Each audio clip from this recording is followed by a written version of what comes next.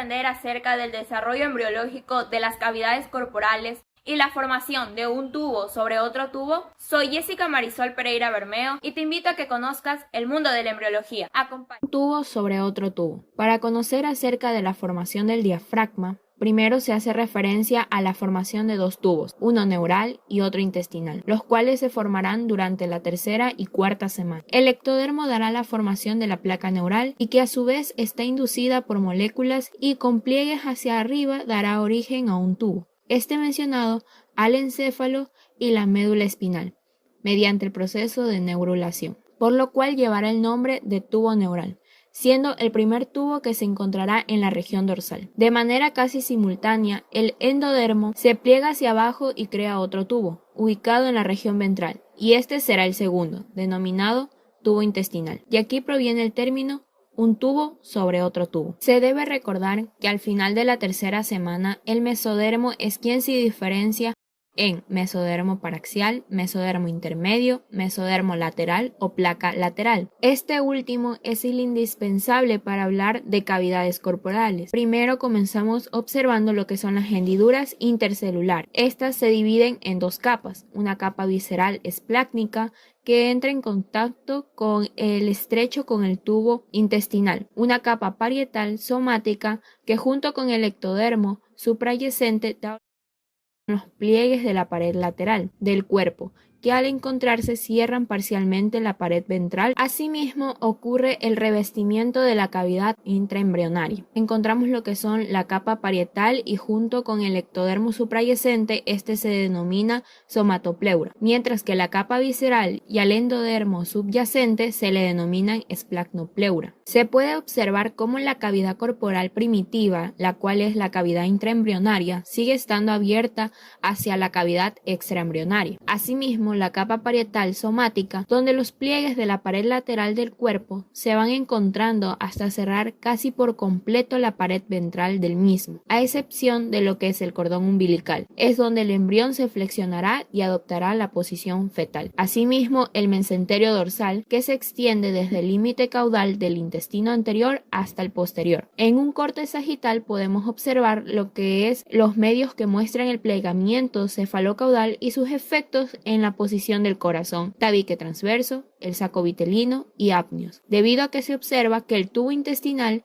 y el saco vitelino se estrechan hasta formar lo que es el conducto vitelino, entre el intestino medio y el saco vitelino. Tenemos lo que son las membranas serosas, la capa parietal de las membranas serosas. Son algunas células que conforman la capa parietal del mesodermo de la placa lateral, donde adquieren características mesoteliales y dan origen a la hoja parietal de las membranas serosas. Recubre el exterior de las cavidades, que son peritoneales, cavidades pleurales y pericárdicas. Las cavidades peritoneales son un espacio dentro del abdomen que contienen los intestinos, el estómago y el hígado. Las pleurales, conformada por los pulmones y la cavidad torácica, y la pericárdica, el corazón y el inicio de los grandes vasos sanguíneos. De la misma manera encontramos la capa visceral de las membranas serosas, que son células que conforman la capa visceral del mesodermo de la placa lateral, que constituyen lo que es la hoja visceral de las membranas serosas, la cual reviste lo que son órganos abdominales, incluye el esófago, el estómago, el intestino delgado y grueso, el páncreas, la vesícula biliar,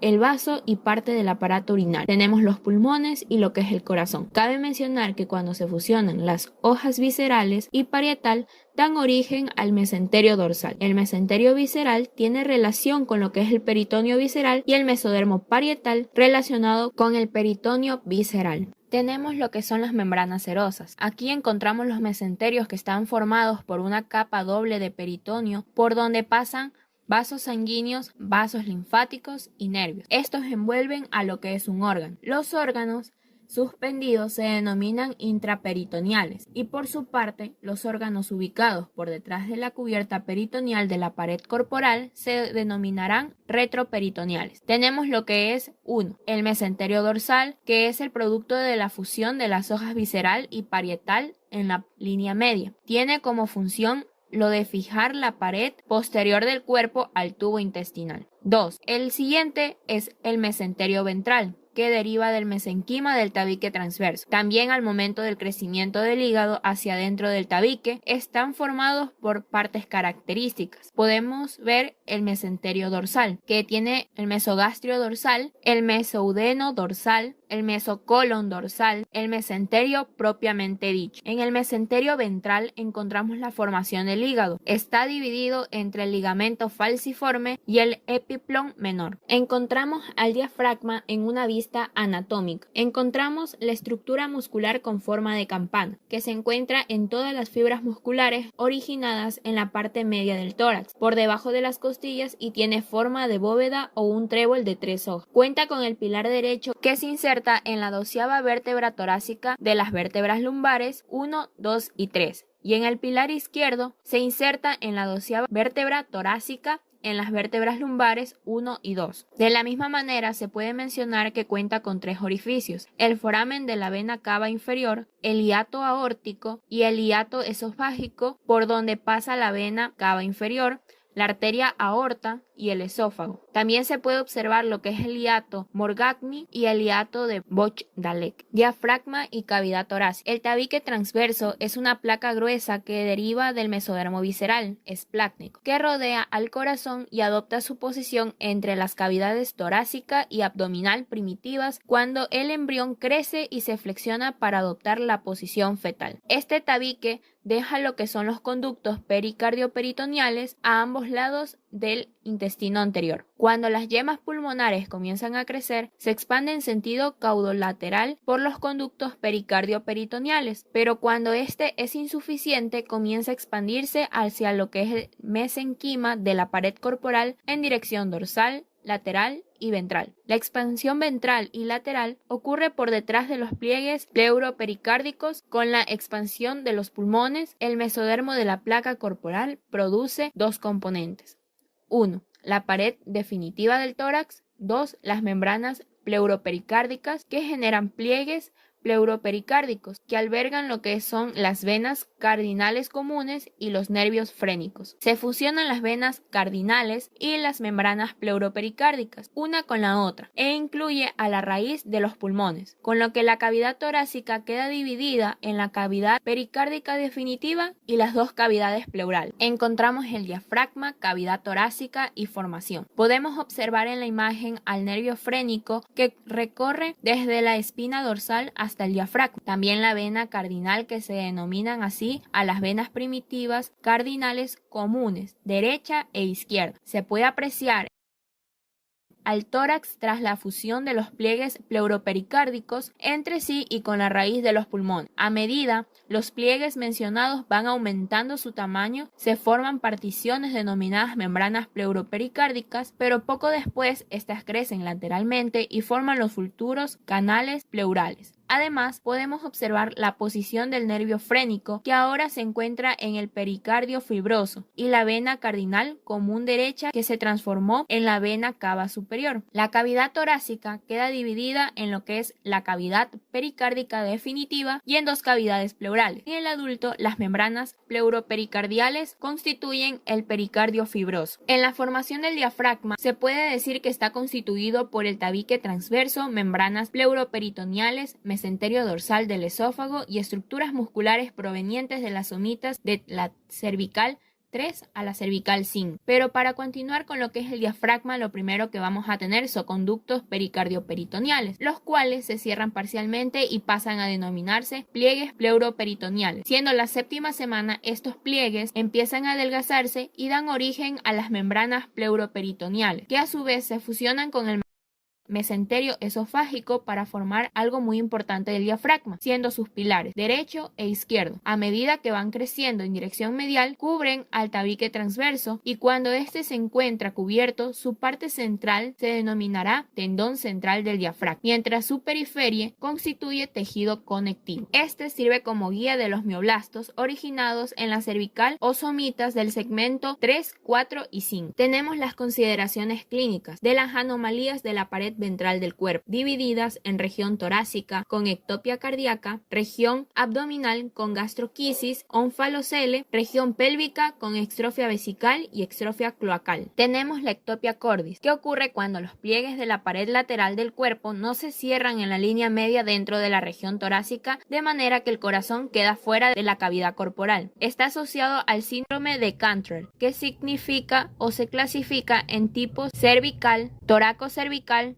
torácica, toracoabdominal y abdominal. Es posible detectarlo con el ultrasonido o pruebas no invasivas. Asimismo, tenemos la pentalogía de Cantrell, que es un defecto en la pared abdominal, especialmente a lo que sería la piel que cubre al abdomen relacionado con el defecto del diafragma anterior, defecto supraumbilical de la línea media de la pared anterior, defecto del pericardio diafragmático, defecto de la parte baja del esternón y varios defectos cardíacos. Estos generalmente suelen presentar lo que es la ectopia cordis. Se puede observar lo que es la gastrosquisis y el onfalocele. La gastrosquisis es un defecto del nacimiento, por el cual se ha generado un orificio al lado del cordón umbilical por donde los intestinos del bebé salen del cuerpo. En ciertas ocasiones es el estómago e incluso el hígado. Puede llegar a ser potencialmente mortal. Mientras que el onfalocele, así como todos, es otro defecto del nacimiento, en el cual los intestinos, el hígado u otros órganos salen del cuerpo del bebé. Se conoce que normalmente entre 6 y 10 semanas los intestinos se expanden fuera del abdomen al cordón umbilical, siendo la semana 11ª de gestación normalmente vuelven a lo que es entrar al abdomen, pero si esto no sucede, se forma el onfalocele. La gran diferencia entre ambas es que el onfalocele se encuentra rodeado por una membrana translúcida que cubre los intestinos del bebé u otro órgano que protruyen de su cuerpo, mientras que la gastrosquisis no. Tenemos la extrofia vesical y la extrofia cloacal. La extrofia vesical es una anomalía por un mal cierre,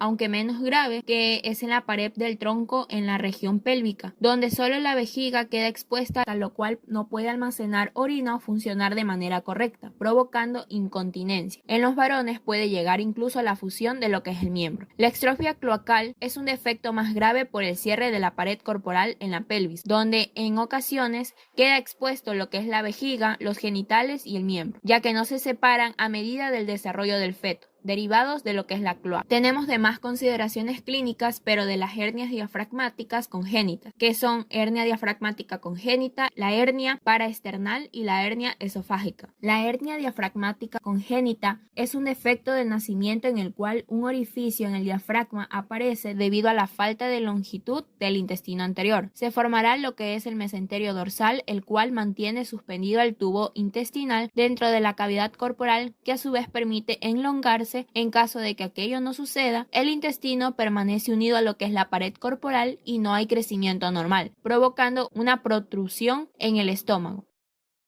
Otra causa frecuente es entre el 85 y 90% por parte de la incapacidad de las células musculares, que ocurre con mayor frecuencia en el lado izquierdo. Se puede encontrar la hernia de Boch-Dalek, que es posterolateralmente más frecuente en un 95 y 90%, en unilateral el 95% y principalmente en la izquierda del 80 al 90%. La hernia de Morgagni, que esta es mayor asociada con las otras anomalías. La central muy infrecuente y la ausencia de diafragmática mal pronóstico. Podemos observar en la imagen lo que es una radiografía que presenta un defecto en la membrana pleuroperitoneal. Así tenemos la hernia esofágica del hiato, puede clasificarse por desplazamiento o una hernia paraesofágica. Normalmente podemos observar lo que es el esófago como un conducto muscular hueco que conecta la garganta con el estómago, que realiza diferentes funciones. Tenemos la hernia hiatal por desplazamiento, que es considerada la más frecuente en esta categoría con un 90-95% de casos. Se produce un deslizamiento tanto de la unión del esófago con el estómago, como de la parte superior del estómago a través del hiato. Esto se debe reparar lo más pronto posible por presentar un riesgo de estrangulación. La hernia hiatal paraesofágica, tenemos la unión esofagástrica representada en lo que es un 5 a 10% de las hernias del hiato. Su riesgo consiste en lo que es una obstrucción o la perforación gástrica, incluso un sangrado de su mucosa. Todas estas deberán someterse a una cirugía inmediata inmediatamente después del nacimiento del bebé. Podemos observar en la imagen una gran porción sacular que es manchada e isquémica del estómago y la desviación del esófago hacia lo que es la derecha. Hemos llegado al final de este video. Recuerda, soy Jessica Marisol Pereira Bermeo y si te gustó, no te olvides de darle like, suscribirte y activar la campanita.